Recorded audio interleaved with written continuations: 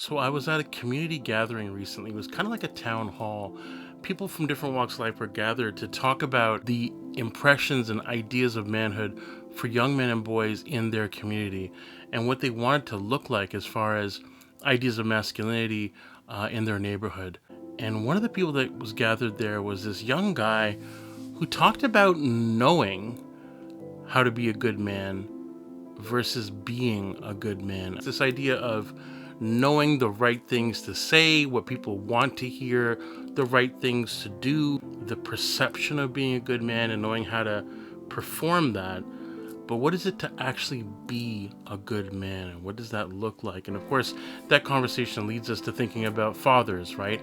How that's the person who, fathers and father figures, are the people who you would think would instill those ideas of being a man in the lives of boys and young men into their own journeys of manhood and examples of what that can look like. I've always said you can trace pain in this world, for the most part, back to a father or the lack of one in someone's life. This makes me think of why Donald Trump was so activating or triggering for a lot of us, is I think he reminded us of the absent father.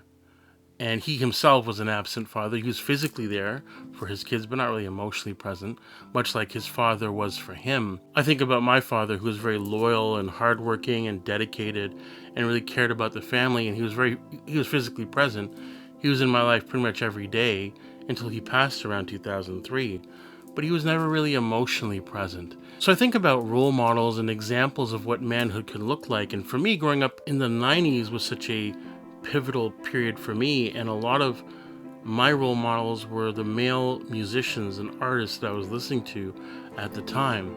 I've written about Kurt Cobain and MCA of the Beastie Boys, Adam Yao.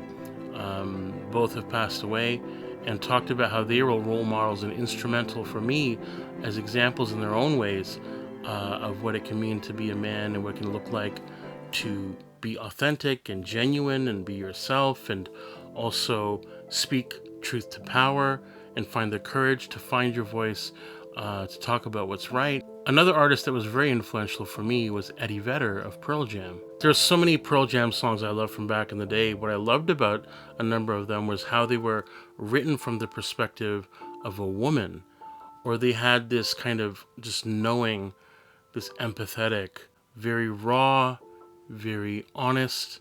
I think of, for example, the song Release, a song that I've listened to, I can't tell you how many times back in the day, like one of many live Pearl Jam bootlegs that were out. There was a version, I think the album was called Mookie Blaylock. There's so many songs that Eddie wrote, like Better Man, a song from the perspective of a woman in an abusive relationship, an elderly woman behind a counter in a small town, and other songs like Immortality.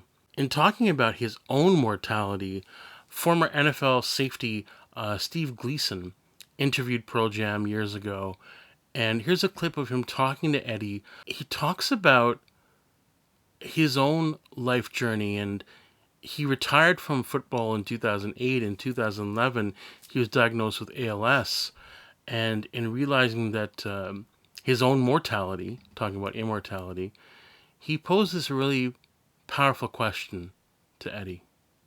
I have my son Rivers. I am assembling a video journal library for him in case the experts are right about my timeline. At one point a couple years ago, I asked people who had a parent die when they were young what they wish they knew about their parent. I used their answers as fuel for my journals. You did not know your dad? What are a couple things you wish you knew about him? Yeah, I'll see if I can get through this. It's a great question, and coming from you, I couldn't appreciate it more. I mean, the first thing that comes to mind, really, not having known him or getting the opportunity to know him, of course, I think just deep down, I just would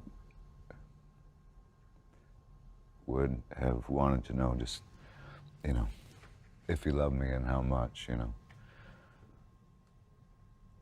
I get the idea that he did, you know.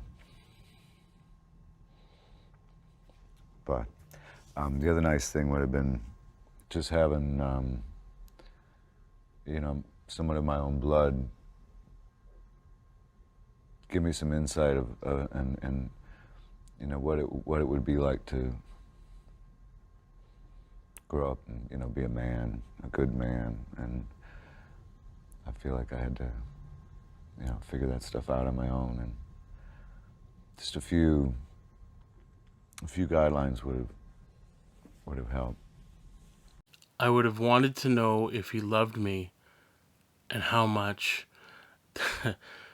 Later on in that video, Eddie Vedder goes on to say how Steve Gleason was doing his Barbara Walters impression in that conversation. I just love how vulnerable Eddie gets in that conversation, and Steve as well. Steve's story is a very interesting one. I'm reading here from his Wikipedia. He's particularly known for his block of a punt early in the 2006 game, which became a symbol of recovery in New Orleans in the team's first home game after Hurricane Katrina.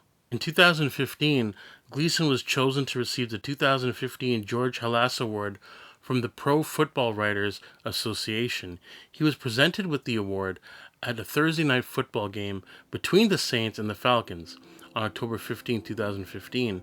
Near the end of the first quarter, he watched his Saints linebacker Michael Mauti blocked a punt by Falcons punter Matt Bosher and returned it for a touchdown to give the Saints a 14-0 lead. Mauti, a New Orleans native and son of a former Saints player Rich Mauti, had attended the 2006 game where Gleason had made his famous block.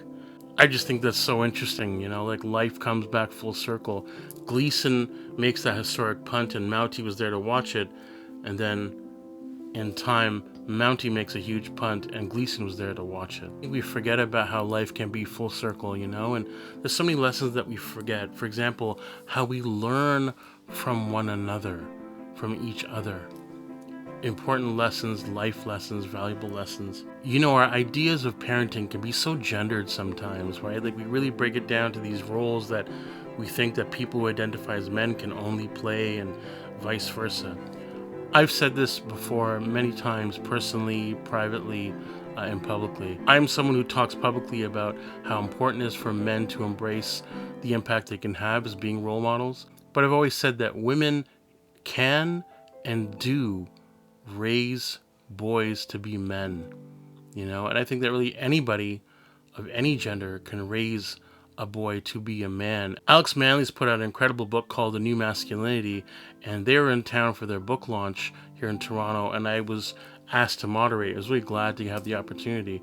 And I talked to them about how in the dedication for the book, they dedicated the book to their grandfather who raised their father to be a man, and then how their father raised them to be a person, to be a human being. Alex is non-binary.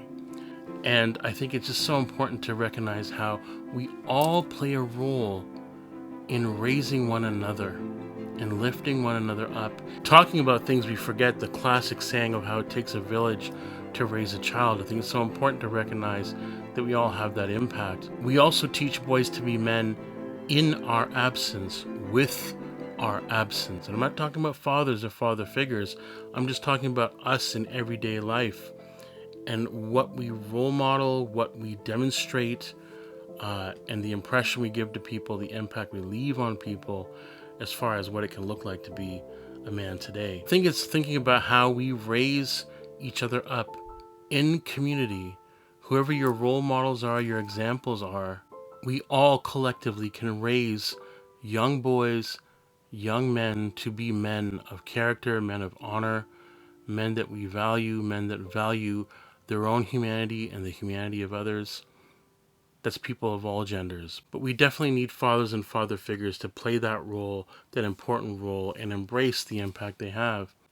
Let's together work towards a world where we can find better men in our everyday life. It starts with us being better men and recognizing that we all play a role in helping nurture and grow and help build and inspire better men.